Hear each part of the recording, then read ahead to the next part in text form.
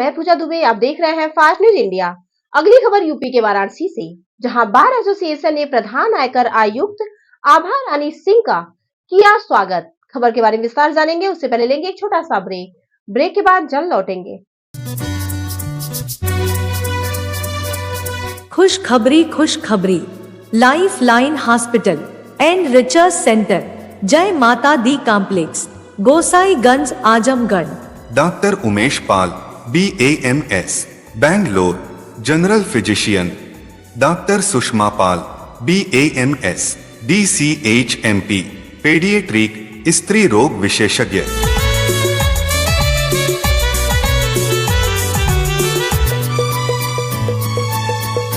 Doctor SK Rana MBBS MS general surgeon. Doctor Mamta Yadav MBBS paediatric. Doctor Anuruddh Yadav DPT physiotherapy. Doctor VK Saroj MBBS MD medicine, cardiac neuro specialist.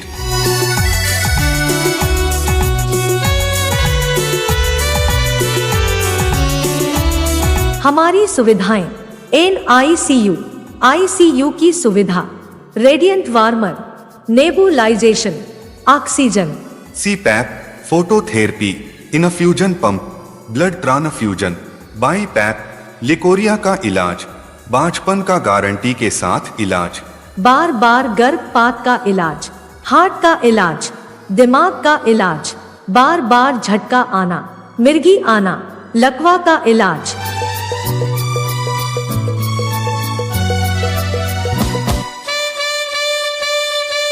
सभी प्रकार के operation की सुविधा, laparoscopy दूरबीन विधि द्वारा operation, normal delivery की सुविधा, ECG की सुविधा, पैथोलॉजी की सुविधा, गठिया रोग का इलाज, थायराइड का इलाज, पीलिया का इलाज, एम्बुलेंस सेवा निशुल्क, इमरजेंसी सेवा 24 घंटे उपलब्ध।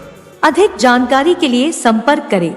Mobile number 8104823449, mobile number 8114236285, mobile number 9005591066।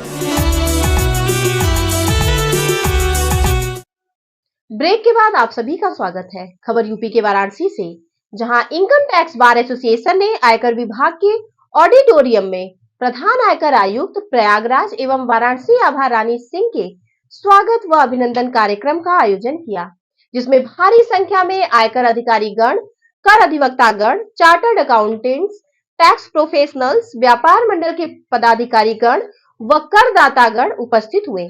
कार्यक्रम में प्रधान आयकर आयुक्त को सम्मानित किया गया। अपने स्वागत भाषण में बार एसोसिएशन के अध्यक्ष आसिम जफर ने मुख्य अतिथि आभा रानी सिंह के कार्यालय की उपलब्धियों की चर्चा की तथा उनके संगीत प्रेम को भी रेखांकित किया। बार के वरिष्ठ पूर्व अध्यक्ष सुभाष चंद्र ने बार एसोसिएशन के कार्यकलाप व करदाताओं के हित में किए जा रहे कार्यों का विस्तार से वर्णन किया। विशिष्ट अतिथि अतिरिक्त आयकर आयुक्त अरविंद सिंह रावत ने सभा को संबोधित करते हुए करदाताओं की समस्याओं के निराकरण के प्रति अपनी प्रतिबद्धता प्रकट की। मुख्य अतिथि को बुके, अंगवस्त्र तथा मोमेंटो देकर सम्मानित किया गया। व्यापार मंडल के प्रतिनिधियों ने बुके देकर मुख्य अतिथि का सम्मान किया और हर हर महादेव के उद्घोष के साथ उनका स्वागत व अभिनंदन किया। मुख्य अतिथि ने अपने भाषण में काशी में अपने सम्मान व अभिनंदन के लिए प्रसन्नता प्रकट करते हुए बार के कार्यकलापों की सराहना की। उन्होंने करदाता, व्यापारिक संगठनों के प्रतिनिधियों तथा कर अधिवक्ताओं से आह्वान किया कि राष्ट्रहित में अपने कर के भुगतान को समय पर अग्रिम कर के रूप में अदा करें। उन्होंने कहा कि आयकर विभाग अब करदाताओं के साथ मित्रवत व्यवहार करता है, परंतु करदाताओं से अपेक्षा करता है कि वह समय पर अपने टैक्स जमा करके राष्ट्र निर्माण में अपना योगदान दे।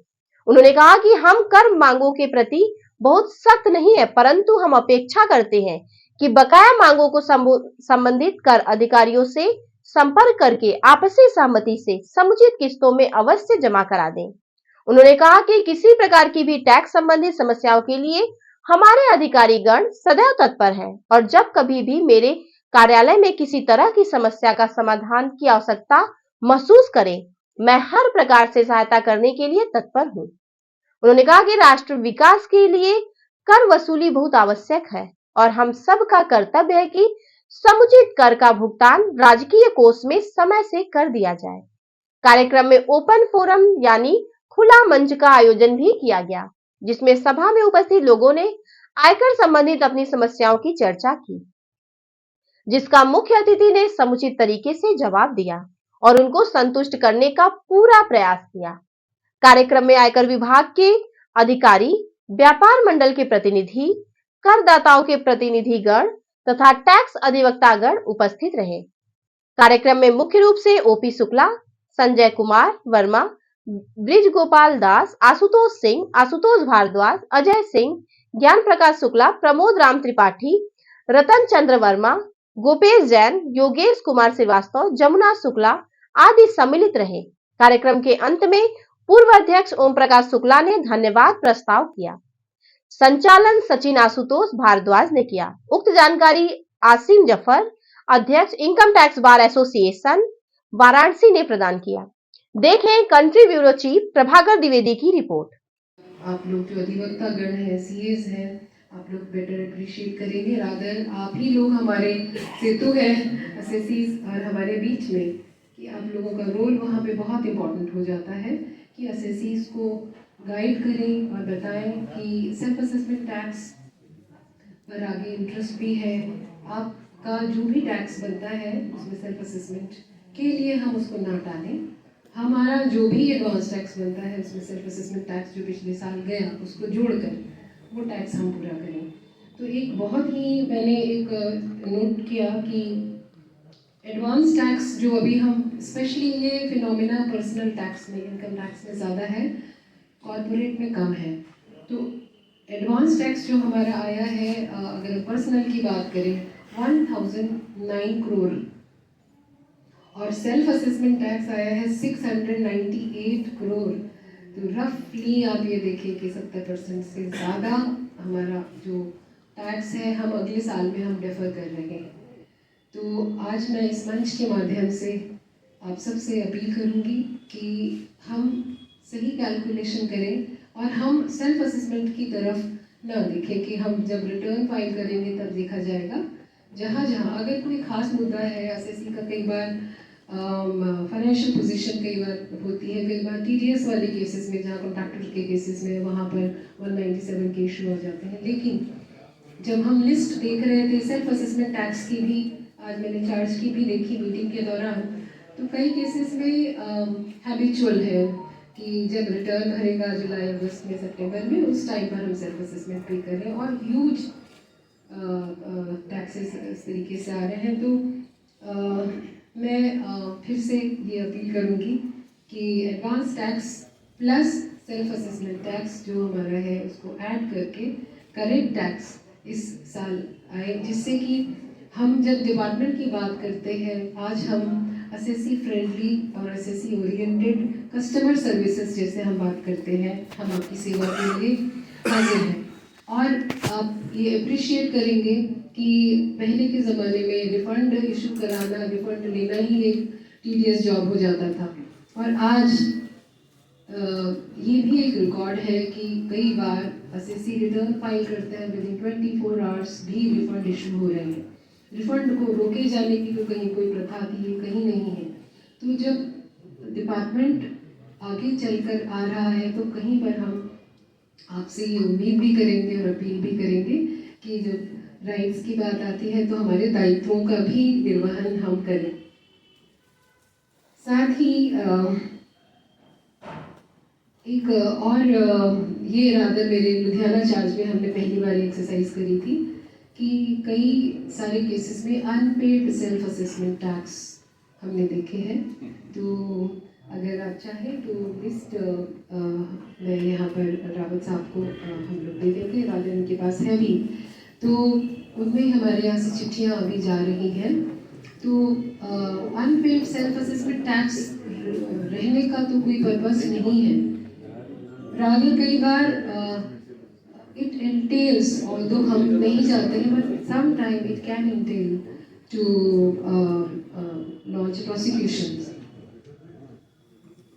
कई बार ह्यूज अमाउंट्स पड़े हुए हैं, तो ये भी अगर लिस्ट चाहेंगे तो आप लोगों को प्रोवाइड करा देंगे। तो इस मंच के माध्यम से मैं इस बारे में भी आप सबका ध्यान आकर्षित करना चाहूँगी कि इस तरफ आप देखिएगा। एंड चूँकि अलग अलग विषयों पे अभी बहुत सारे नोटिस जाने हैं, चिट्ठियाँ जानी हैं एडवांस टैक्स के लिए भी और इसके लिए भी, तो आप लोगों का सहयोग मैं अपेक्षित रखूँगी।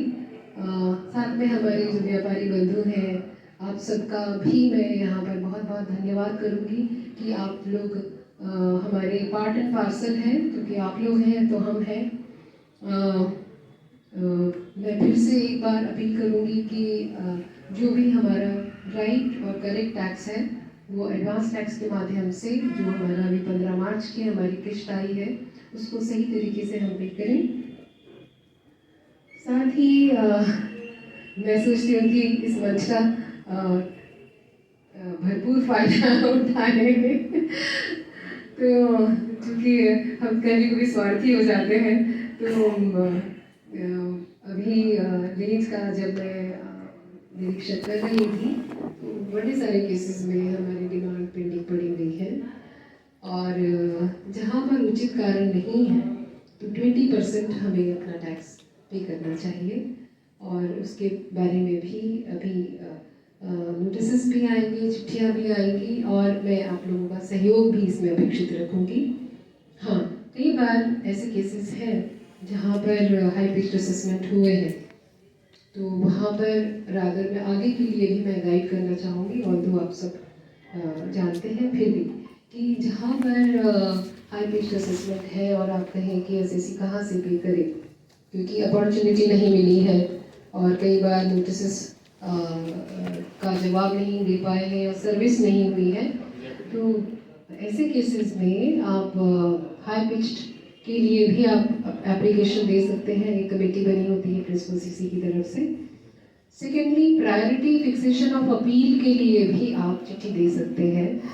वो जाती है principal CC national faceless appeal centre NFAC को, और बहुत त्वरित कार्यवाही होती है, मैंने ये देखा है। सो दैट कई बार ऐसे केसेस जहाँ पे बड़े असेसमेंट हो गए हैं और जहाँ पर ज़्यादती कई बार एसएससीज के साथ हुई है, तो वहाँ पर अगर हम सही फैक्ट्स के साथ ये एप्लीकेशन अगर हम देते हैं तो वो केस जल्दी फिक्स भी हो रहे हैं, और उनमें रादर ये फ्लैग हो के हर रोज CIT अपील्स के पास ये केसेस प्रायोरिटी फिक्सेशन में दिखाई देते हैं, और जिसकी कॉपी PCIT को भी आती है। कई बार ऐसे फैक्ट्स भी रह जाते हैं जहाँ पर हमें प्रॉपर अपॉर्चुनिटी नहीं मिली, तो वहाँ पर आप रिमांड के लिए भी कर सकते हैं, so that we may gate